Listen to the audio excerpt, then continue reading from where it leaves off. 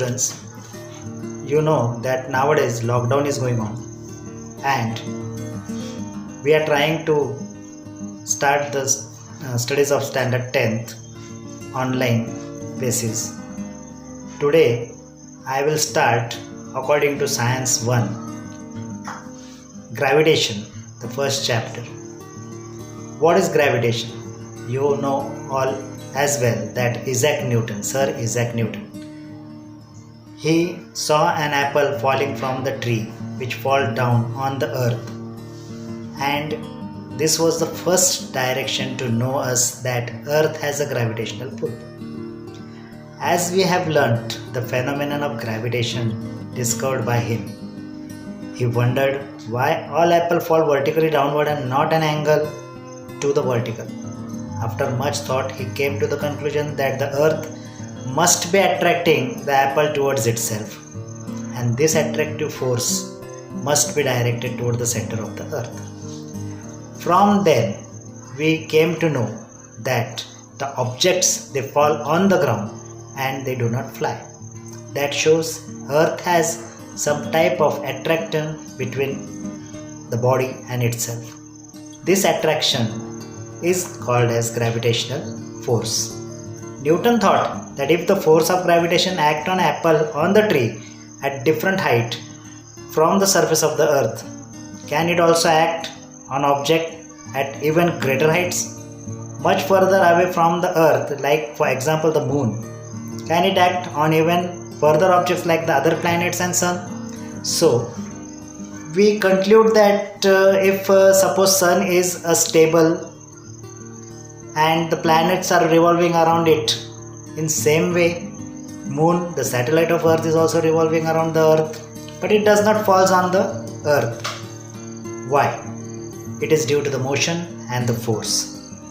Now, what is force? Do you know? The force is a part which we can study. The thing which fall on the ground with a great effect is known as force. Take the other end of the stone as it is tied to the string and revolve it in the circular direction. It will not fall in the center towards your hand, but it will just revolve around it. This type of force is called as centripetal force.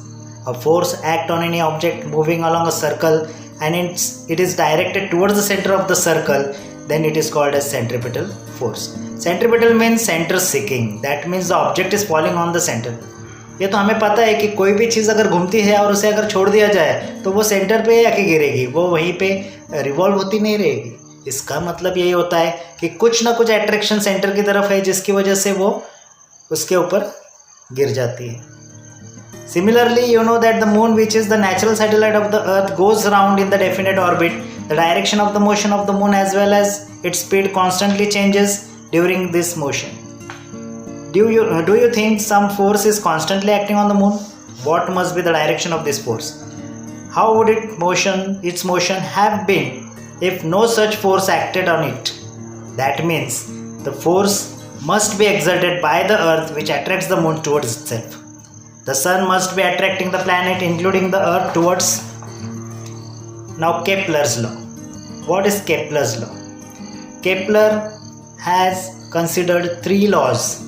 Kepler's first law: the orbit of a planet is an ellipse with the sun at one of the foci. Kepler's second law: the line joining the planet and the sun sweeps equal areas in equal interval of time. And the third law shows the square of its period of revolution around the sun is directly proportional to the cube of the mean distance of planet from the sun, that is t square upon r cube is equal to constant, and that is known as k. Kepler obtained these laws simply from the study of the position of planet obtained by regular observations. He had no explanation as to why planet obey these laws. We will see below how these laws help Newton in the formulation of the theory of gravitation.